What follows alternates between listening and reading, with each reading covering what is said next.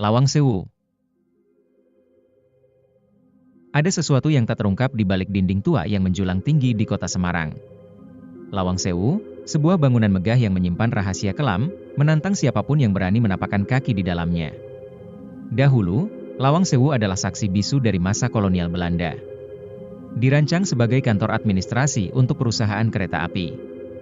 Bangunan ini menyaksikan berbagai peristiwa sejarah, yang mengubahnya dari tempat administrasi menjadi ruang penjara yang menyeramkan selama pendudukan Jepang.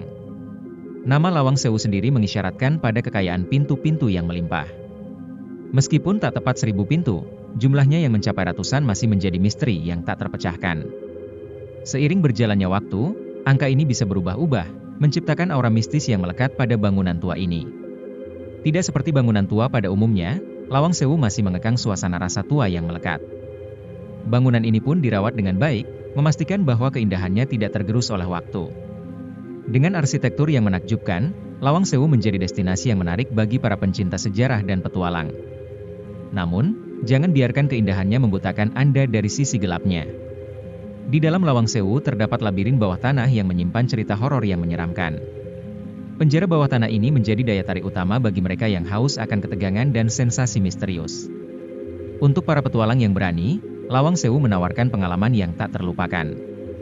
Namun, ingatlah bahwa di balik keindahannya tersembunyi rahasia yang mungkin lebih baik tak diungkap.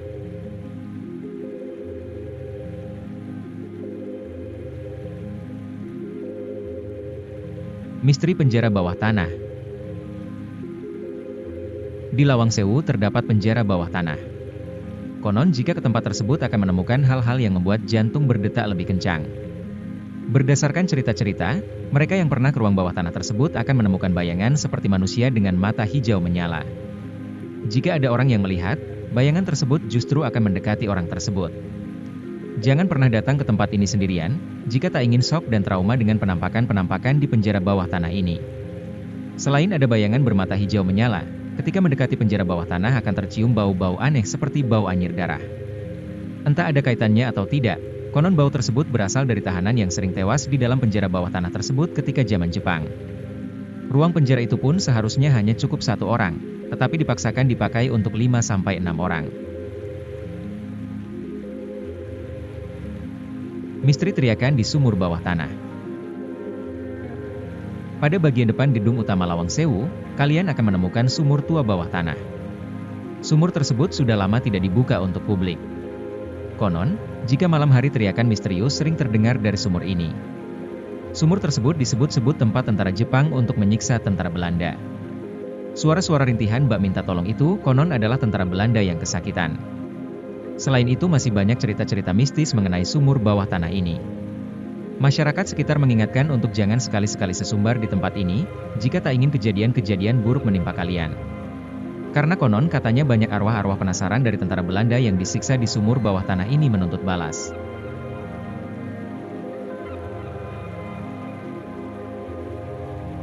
Sejarah Lawang Sewu.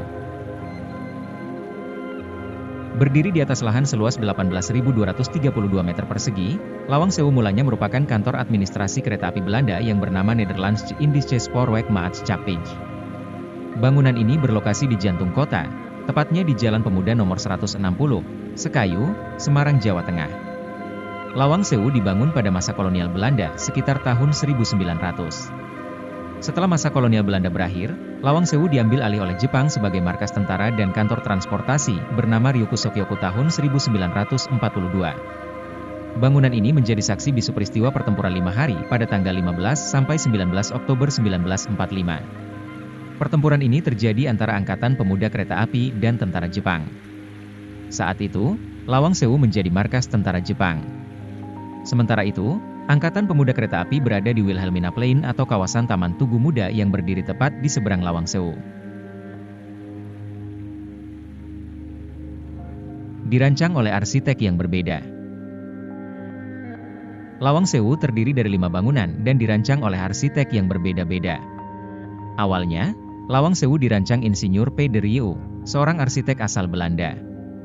Gedung C merupakan bangunan yang pertama kali dibuat dan difungsikan sebagai kantor percetakan karcis kereta api pada tahun 1900. Rancangan pembangunan kemudian dilanjutkan oleh Profesor J. Kleinhammer dan B. J. Undag setelah Insinyur P. de Rieu meninggal dunia. Kedua arsitek ini membangun Gedung A sebagai kantor utama NIS. Pembangunan dimulai pada Februari 1904 dan rampung pada Juli 1907. Selanjutnya, seiring berkembangnya kantor kereta api Belanda, Lawang Sewu diperluas dengan dibangunnya Gedung B, Gedung D, dan Gedung E. Gedung B masih dibangun oleh Profesor J. Kleinhammer dan B. J. Undag. Sementara itu, Gedung D dan Gedung E dirancang oleh Thomas Karsten yang merupakan arsitek termuda. Lawang Sewu dibangun dari bata sebagai simbol kemakmuran. Lawang Sewu dibangun menggunakan batu bata keramik berwarna oranye. Batu bata sendiri saat itu merupakan simbol kekayaan, kemakmuran, dan kasta tertinggi. Batu bata merupakan material bangunan yang langka dan tergolong mahal pada saat itu. Zaman dulu satu batu bata ini harganya ditaksir mencapai 300.000. Dan yang unik, bentuk dan cetakannya ada yang rata dan melengkung. Kasta yang tinggi ini juga ditampakkan pada jumlah pintu yang banyak. Selain untuk membuat sirkulasi udara menjadi baik, pintu yang banyak ini menggambarkan citra orang Belanda yang sangat mereka jaga. Lawang Sewu kini difungsikan menjadi sebuah museum setelah dilakukan berbagai pemugaran dan renovasi. Museum Lawang Sewu menampilkan beragam koleksi benda yang berhubungan dengan kereta api, mulai dari seragam masinis, alat komunikasi, lemari karcis, hingga mesin cetak tanggal untuk karcis kereta. Lawang Sewu kini menjadi salah satu destinasi wisata yang kaya akan sejarah. Lawang Sewu dibuka setiap hari mulai pukul 8 pagi hingga pukul 4 sore untuk umum. Terlepas dari kisah-kisah tragis di masa lalu serta cerita mistisnya yang menyeramkan dan menjadi legenda, Lawang Sewu tetap menyimpan sejarah nasional perjuangan pemuda-pemuda Indonesia melawan penjajah. Maka dari itu Lawang Sewu wajib kita jaga dan lestarikan sebagai bagian dari sejarah bangsa Indonesia.